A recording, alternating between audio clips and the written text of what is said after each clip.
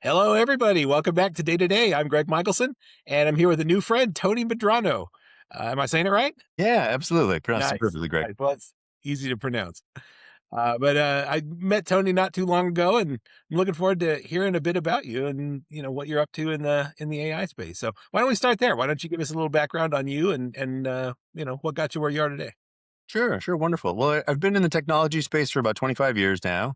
AI since 2016, where I founded my first AI company. This is before Transformer was invented, before OpenAI for sure. Right at the beginning, right? And after that startup failed because it was too early and nobody respected the need for AI as much as they do now, I went on to a molecular diagnostics company where I grew the company from zero to a billion in revenue, landed customers like the NFL, NBA, NASA, Google, You ton of, said 0 to 1 billion in revenue. in Okay, a little over three not years. everyone can say that. It's a pretty rare. Yeah, it was, half a billion was under my management with my sales team. I was the first business person aboard, right? This was a molecular diagnostics company with a great home lab solution. And What's it called? What's the name of it? Q Health. It has since gone under because you can imagine 1 billion up, you build manufacturing plants thinking that would be sustained, and COVID ended, that wasn't sustainable. So even though we had the best, molecular product out there that was used by pro athletes, rich people working for Google, a lot of venture capitalists, a lot of people who could afford a home lab to test themselves for COVID. Right. Once it went away, the whole company went away. Got it. It was a COVID company. Yeah, exactly. It started out as doing research for the government 10 years before, so it was there to prevent against a pandemic flu, not knowing what kind, and funded Oops. by the government for safety. Yeah, it came in Yeah, handy. yeah. And I So jumped how aboard much of that billion in revenue was, federal money? only Like, about big? 25%. Oh, Yeah, no kidding. I would've thought 25%. way more than that. Most Wow. of it, Google bought it for every one of its $100,000 100,000 employees.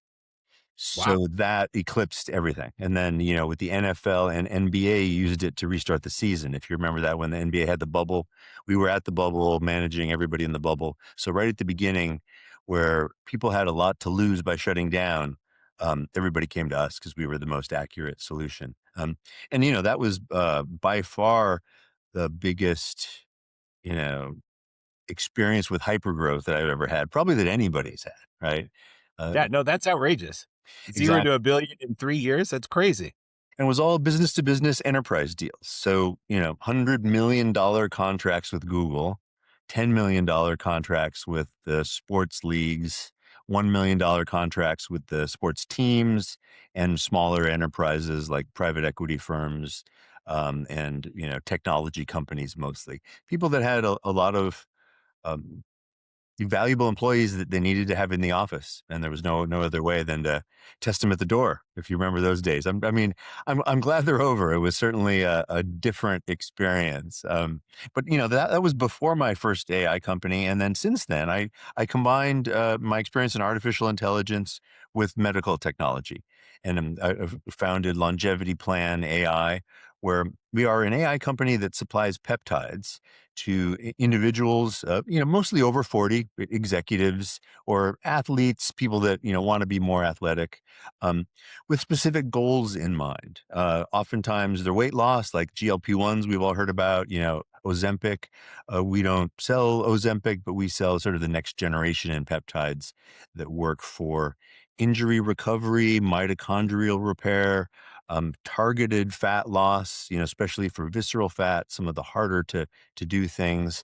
Um, and mental acuity for executives, menopausal optimization for women, over 40. So all kinds of leading edge health use cases. Um, Right. and it's just fascinating. We use AI to optimize those protocols and to deliver our customers a digital twin experience, which is something I learned from the NFL and the Olympic team when I worked for them. They have created digital twins of their players because obviously they're super valuable. they're worth having data scientists and mathematicians and physiologists and, biochemists on staff to optimize their health. Now, this isn't like a robot type of digital twin that looks like them. It's just a series of algorithms that optimizes their nutrition, their health, their injury repair, looks at their MRIs, looks at their gut biomes, all those things.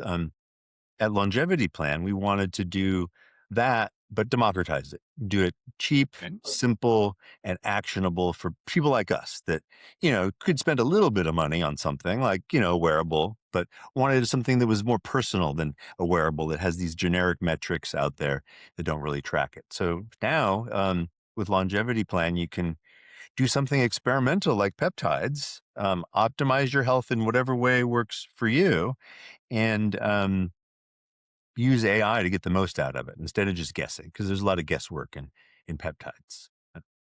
Interesting. Okay. What is a peptide? Just for folks that may not know. Sure. Yeah. No, it was a great question. A peptide is just a chain of amino acids. You're familiar, people are familiar with amino acids as the building blocks of protein, right? So think of it as like a Lego set where an amino acid is like one Lego. Peptide is just like a group of 3 to 50 Legos. Oh, And okay. put a bunch of those together, and then you have an aircraft carrier made out of Legos, and that's a protein, something bigger. So, Gotcha. it's something your body manufactures already, and it peaks in its 20s. I think it's as we all know, a lot of things peak in your 20s, Tell and me they about start to decline slowly thereafter. Different rates for different people, and different things decline. It's not all at once, and it's not in all areas at once. But, things like, uh you know, fat accumulation, especially around the internal organs like the liver. We all heard of visceral fat and fatty liver, right? And that can be just age related or diet related or, maybe drinking related, right? A lot of things cause them. Skin gets sort of wrinkly after, and you lose collagen after the years go by. Collagen is a peptide, right? Insulin is a peptide. Um, there are a lot of it. Got it. peptides that we commonly use, but now there's about 150 of them out there. About, I'd say 30 or 40 that are commonly used to solve specific problems. And I'll give you one example. People are familiar with GLP-1s like Yep. Ozempic for weight loss. There's a couple new generations like tirzepatide, which is a dual agonist. It does two things, not just control your appetite, but it turns your sugar into energy easier. And then Okay. retatrutide, which is in clinical trials right now, which is a triple agonist, does even more than that. But there are some that are really neat and specific, like BPC 157 and TB 500. Excuse the fancy names that sound like it's from a MIT class, but that's what they're called. Those particular peptides, BPC 157, is derived from your gastric juices and used to prevent and heal injuries. So, injecting BPC 157 has actually been shown in mostly rats, some humans, and it's been used in humans for decades, right? Just not FDA approved because of the price of clinical trials. But it heals tendons, ligaments, muscles. Myself, I tore a meniscus 30 years ago in military service. Was turned on to BPC 157 as a potential way to heal it. After 2 weeks of injecting it, tore meniscus 100% better. Um, and I'm an Ironman triathlete. I run, you know, 10 miles a day, cycle a lot, Do you swim, really run do 10 all. miles a day? Not every day, but on average, I'll put in some 20-mile days sometimes. So I got to have a good knee. Yeah. The race is 140 miles, and it's usually done by, I'd say, ex-pro athletes, or is the sort of user profile. Myself, I don't know, an ex-high school athlete, right? Not a very fast one, but I've been able to endure a 16-hour race where you run a marathon, bike 112 miles, and swim 2.5 miles in the ocean, um, based on optimizing my own performance. That's where longevity plan really was, based on. I had experience in AI and experience running these, ultra endurance races, wanted to combine the two and give that to other people because I've been asked to give people advice, and I was like, okay, let me do it for real using AI and using peptides. Gotcha. Okay, so these peptides, you sell them to folks. People can buy them from this company? Exactly. They can buy plans with peptide stacks and some coaching that go along with that, and some other AI related plans. A free wearable we're giving away, and a mobile app as part of the plan to monitor and coach. Or they can buy some peptides individually with a smaller amount of services wrapped around. But Go ahead. I didn't mean to interrupt. Well, I was gonna say just the services and the advice and the coaching really make it worth it. There's particular ways to combine the peptides, use them, dose them, things that are, there's a lot of tips from an athlete and a user of peptides. I mean, I'm 55 years old. I've been using about 10 peptides over various time periods. Wanted to try them before I recommended them. And that's why I started the business, was these were so wonderful for repairing a 30-year-old injury in a 55-year-old guy that wants to run, 140 miles, right? So I feel like I can rep it pretty well from personal experience. So how many are in your catalog? How many peptides? Gosh, we've got about 20. 20. Okay, got it. And I suppose that there's a range of like how well researched um, each one is. Yeah. Yeah, there really is. There are some that have straight up FDA approval, like terzepatide for weight loss. You'll see that in uh, Wegovy and Mounjaro, right? That's a common weight loss peptide. They have Is that one of your 20? immense clinical studies. Say again. Is that one of your 20? Yes, yes, exactly, Okay. exactly. Yeah. Mhm. One of our 20. There are some other ones um, that have small data clinical studies, 10, 20 people. Say, for example, I'll use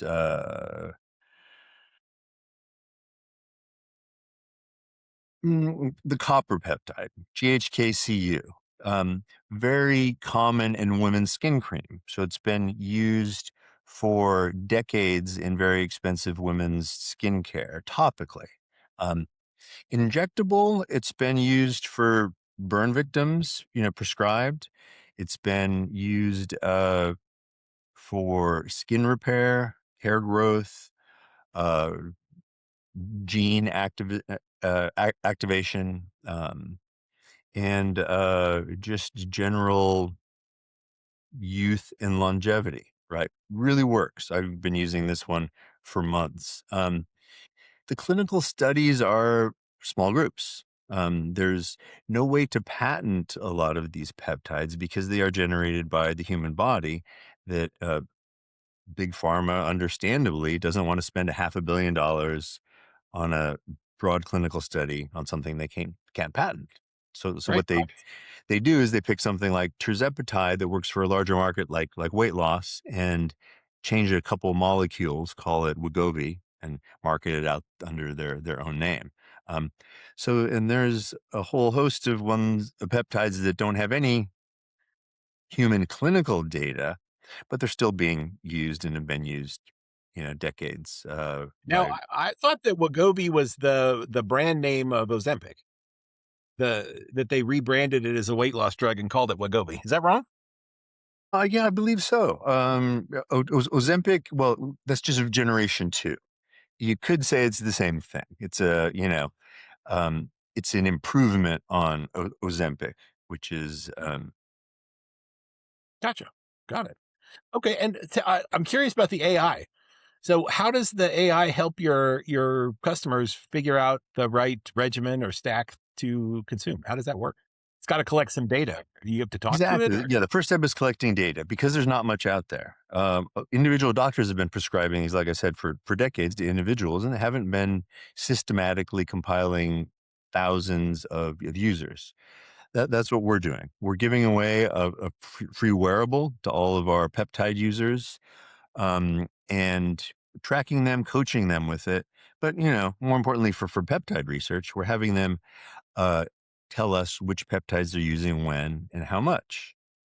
Now, with that data, we're able to build AI models that can monitor the side effects because most of the side effects are very minor, but they are things like energy, skin tingling, sometimes nausea Sure. with the GLP-1s, right?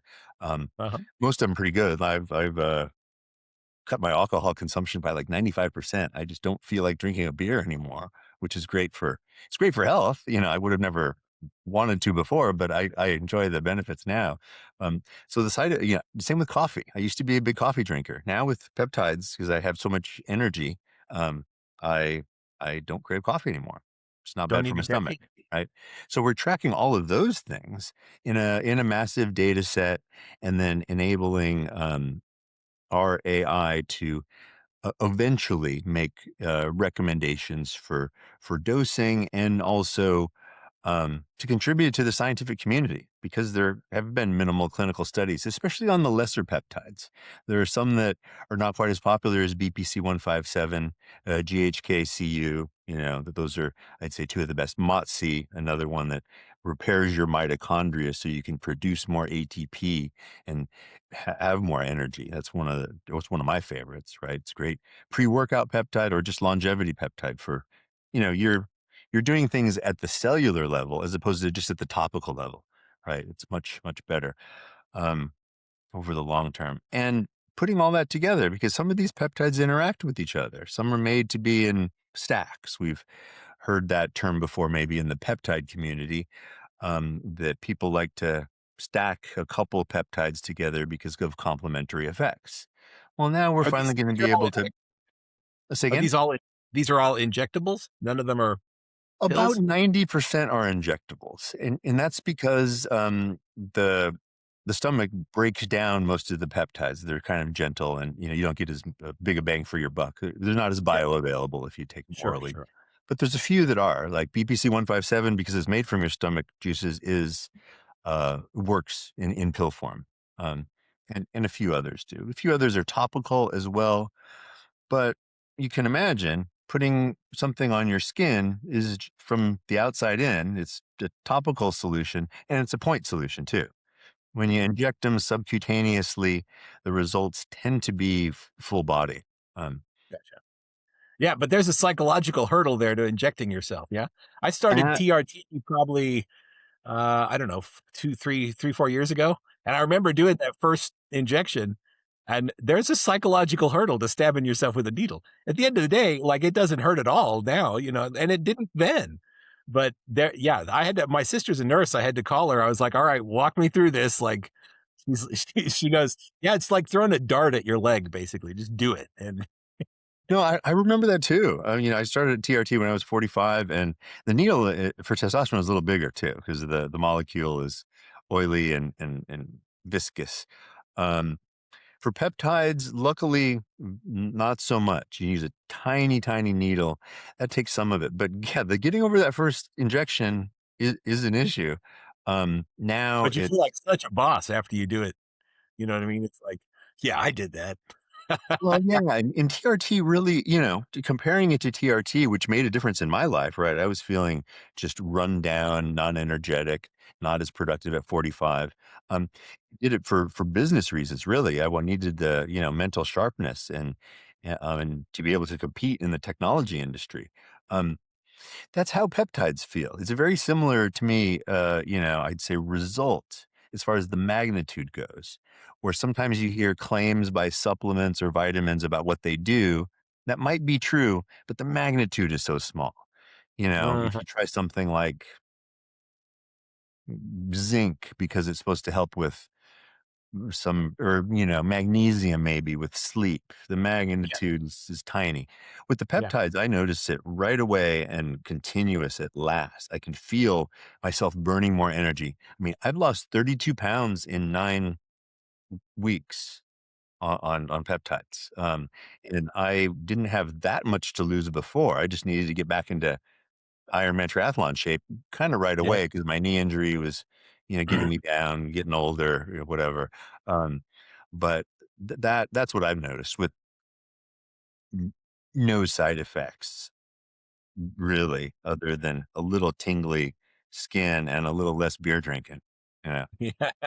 Well, I don't know if that's a side effect or it's a beneficial one it's a anyway. benefit. It Uh, is a benefit. Yeah.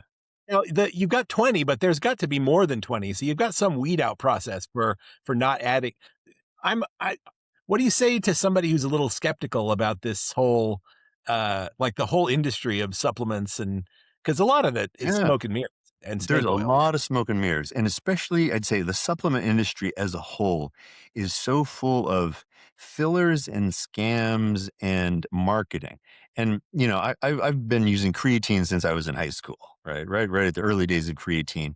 Um, Using that as the gold standard of something that is a commodity. It's got one ingredient and it's easy to measure the quality. You just, creatine monohydrate, no other ingredients.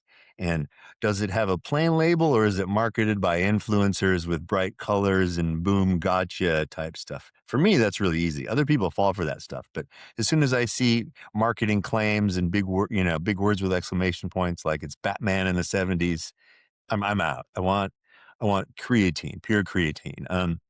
The peptides are kind of well, uh, other supplements and peptides are kind of like that too. You can look at your protein powder, and there's a million different kinds of protein powders. But what really matters is the ratio of protein to the ratio of other stuff. So you look, see how many grams of protein are in there and how many grams is in a serving, and then you figure out what you're getting, and then you also look at the cost. So, I mean, I'm a big fan of NutriCost, pure and inexpensive without the marketing. With peptides, there are different issues because they're not patented for the most sake. They're not owned by anybody. There's not a bunch of marketing hoopla. That's why a lot of people, frankly, don't know about them. Even doctors, right? They're not sold by pharma reps to doctors, so doctors Right. forget about them.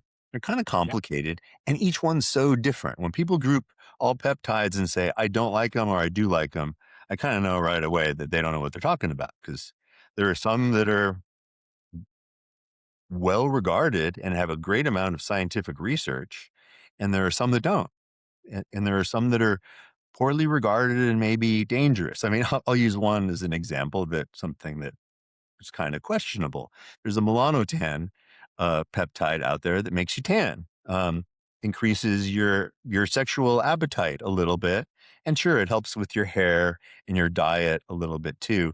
But it's becoming popular mostly for the for the tan. But there are some other ones that help your hair, like GHK-CU helps your hair. That's and it helps your skin and your wound healing and some real cellular level gene expression too. So that's the good one for hair. The melanotan doesn't necessarily have the best results, and a lot of things are superficial. However, it sells because some Does it people actually make you tan?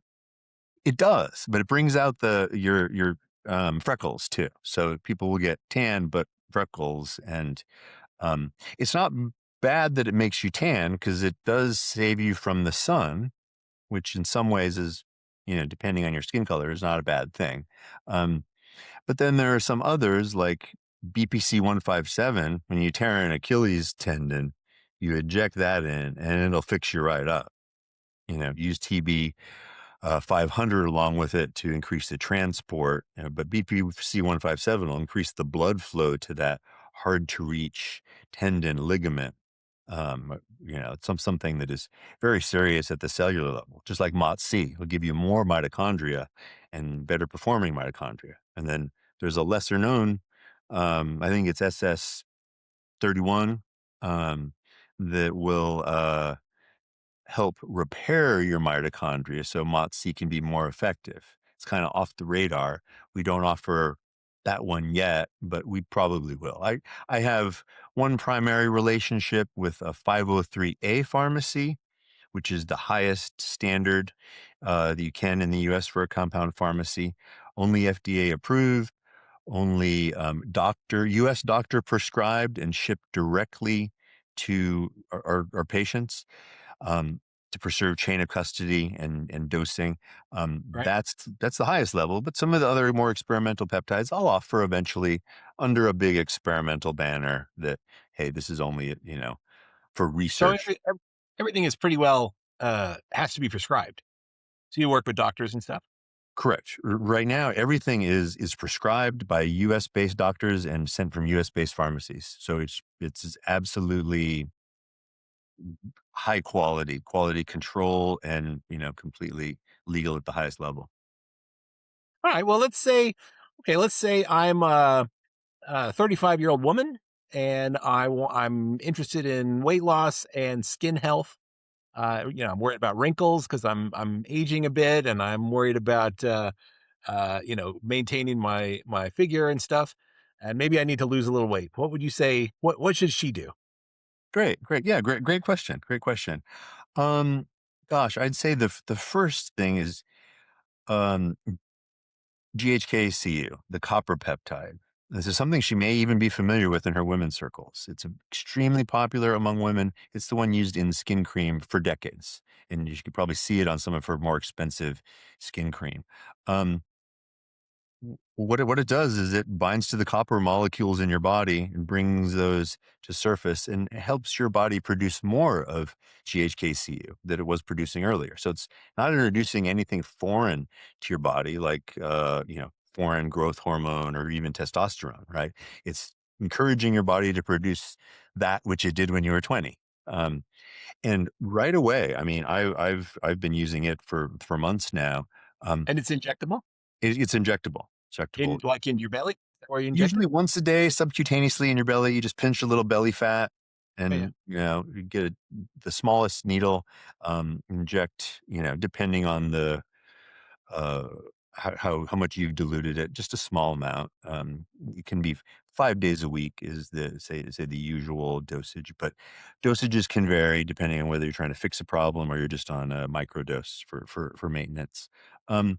I try that, and my for me, within a week, noticed a great difference. Hair automatically seemed fuller, skin softer, more radiant, and wounds were healing faster. I get little wounds all the time because I'm running and jumping around An out in the active person. Yeah, forest or of course. whatever, the beach. Yeah, exactly.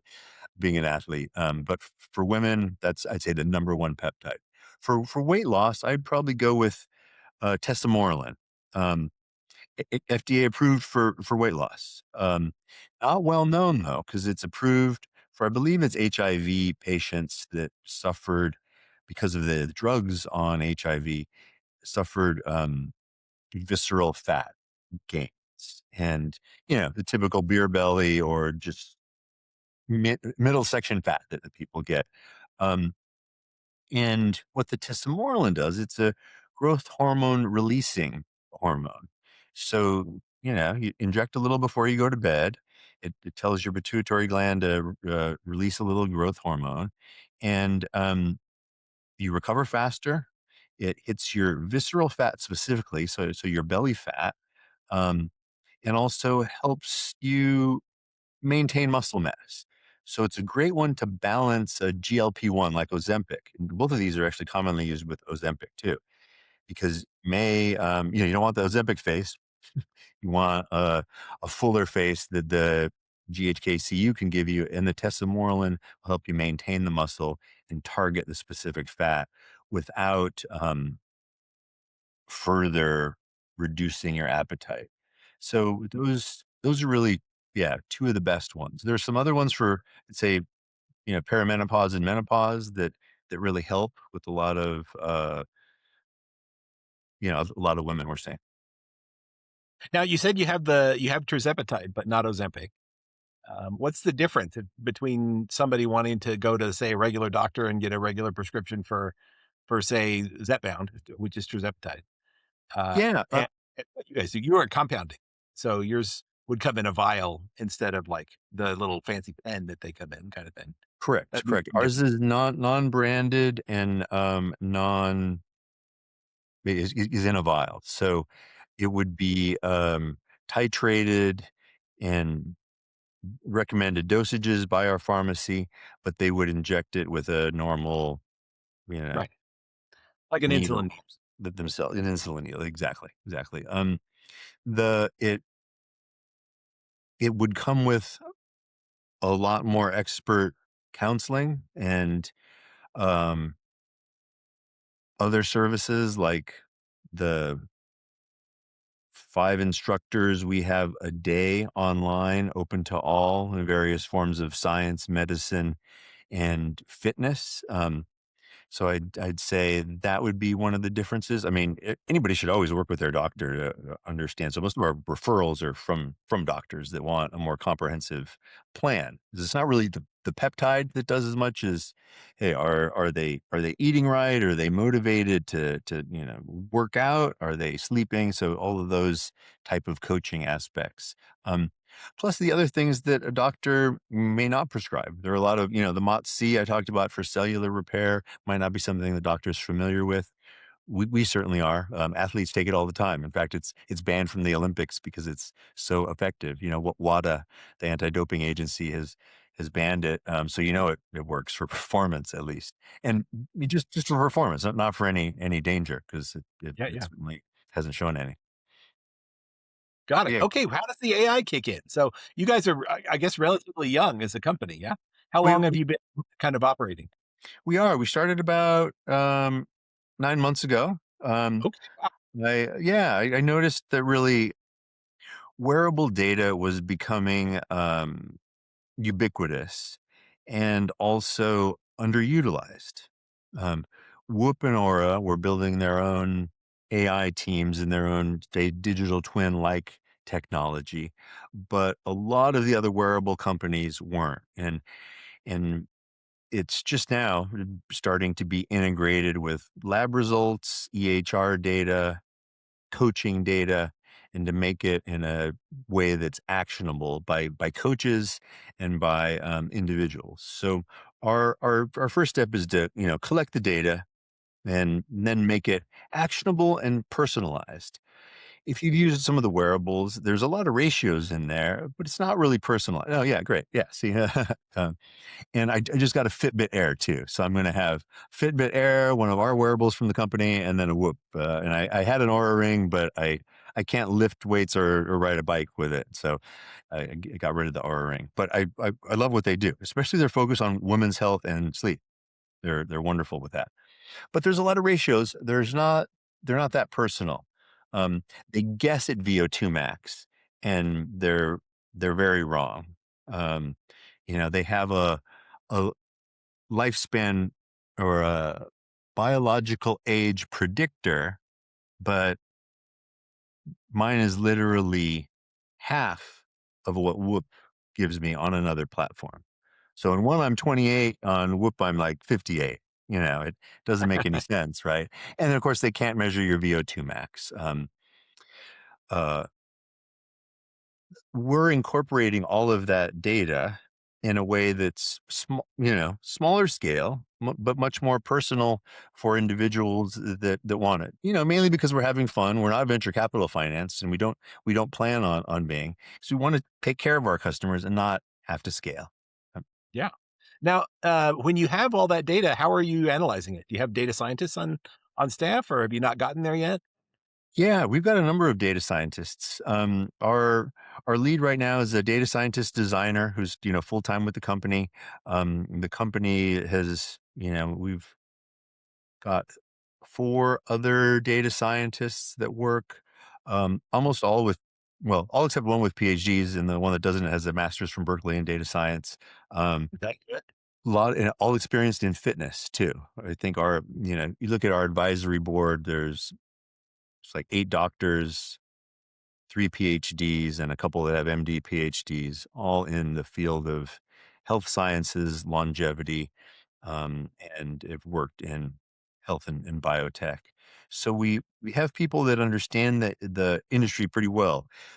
Building the models requires a lot of data, and we're really at that stage of we have a great digital twin platform that actually does give insights into an individual's health. We haven't released it to our customers yet. We've shown it to partners, and we're using it internally, just because we don't have enough data to make the recommendations, you Sure. know, quite so Reliable, stable. reliable. Yeah, exactly. But we're discovering things. I mean, for example, I haven't seen this too much on YouTube or on any peptide publications.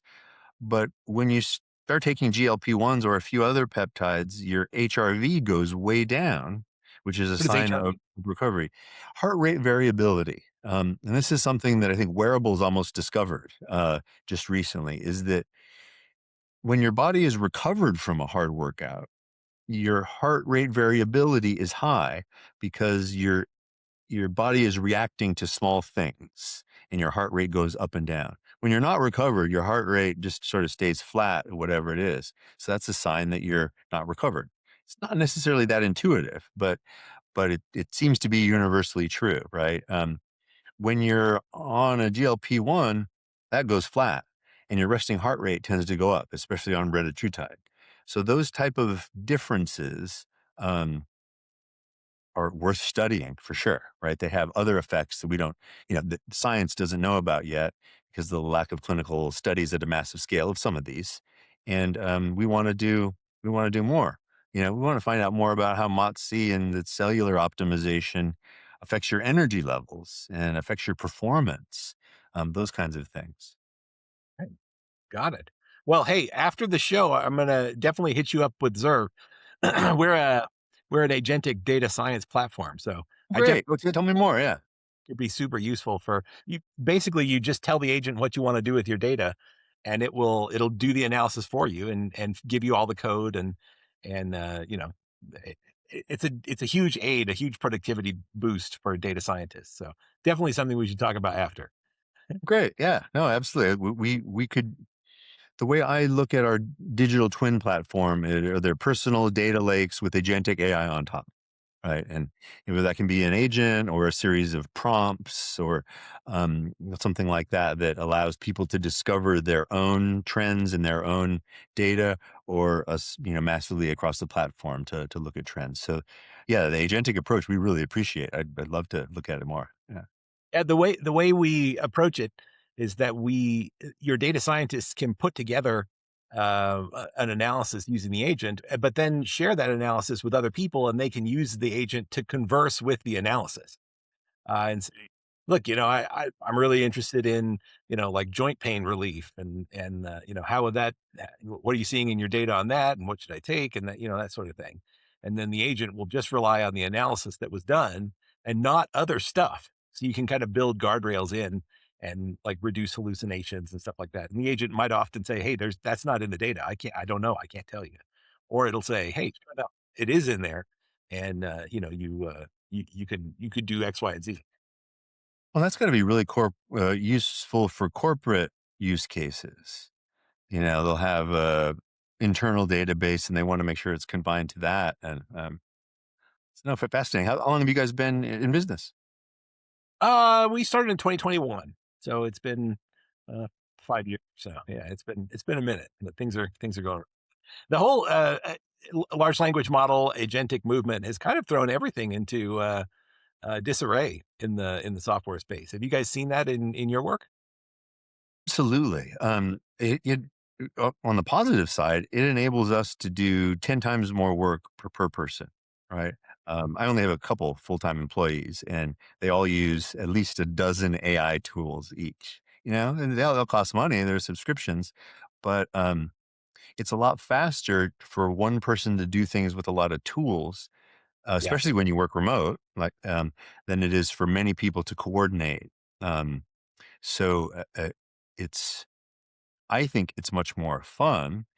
It's hard to get over the technical hurdles of learning tools, but you don't have to code as much. I use Lovable for the website. It's Yeah. wonderful. I Yeah. used to do HTML and WordPress 10 years ago. That was a little bit painful. Brutal. Yeah. Yeah, right. So yeah, the learning curve shorter. Um, Sometimes the tools get frustrating, but there's less HR problems with the tools.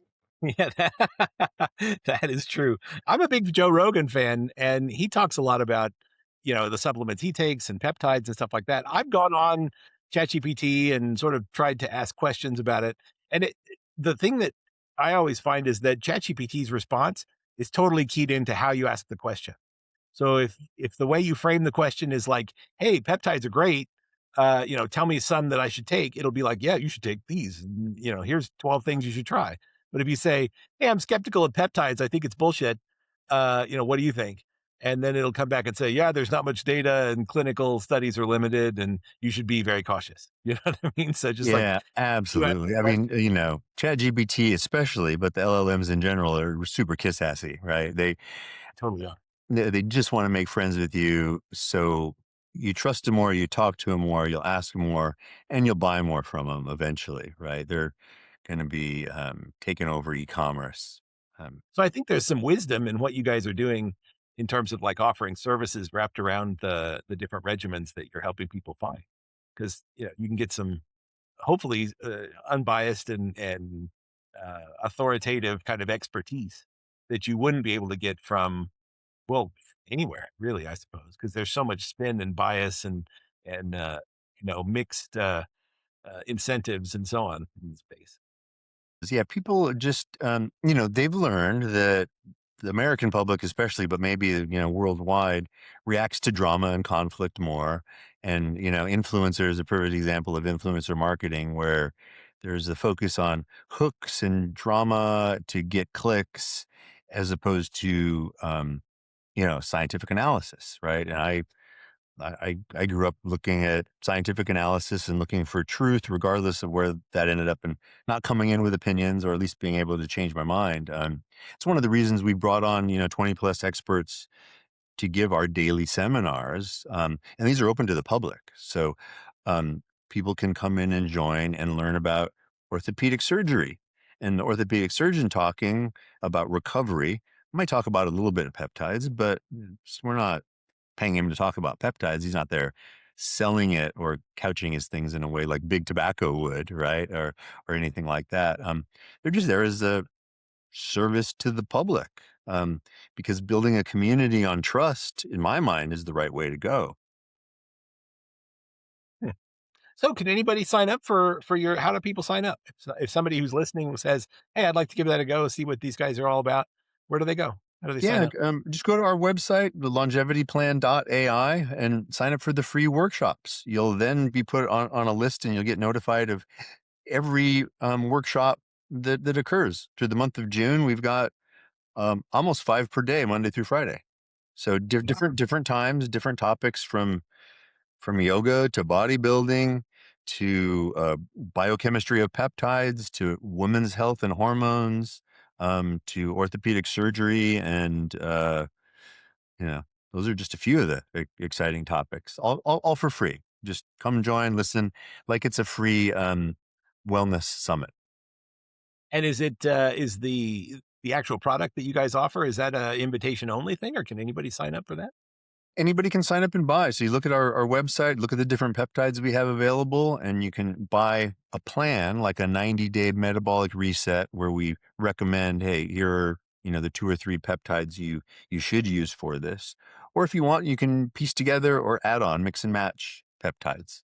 Do you Either have to with a doctor, or is it all digital, or how does a it work? doctor will prescribe it. So you'll fill out a questionnaire that will be submitted to a US based MD. They will you know approve or not approve your request, and then you'll get the prescription in the mail, already mixed, already dosed for you on ice, um, ready for your 90-day supply in most cases. Um, yeah, it's great. Very formal, very well done, very organized. Is one of the reasons I started this. I looked at it and said, oh, that's something that is doing good for humanity, helping people be healthier in a proactive Right. way and safe. How about insurance? Um, the company that provides the peptides and the medical consultation provides insurance, and for that, we don't take insurance. It's not yet covered by insurance. I mean, I'm a big fan of. I think gym memberships and anything proactive should be covered by insurance because it's cheaper. That's how you want people healthier. But the Well, insurance insurance industry. companies aren't interested in making you healthy. Exactly right. They make more money by, taking care of you when you're sick, right? And that's their goal, is to have lifelong customers where I go to the gym all the time and I go to the doctor almost zero.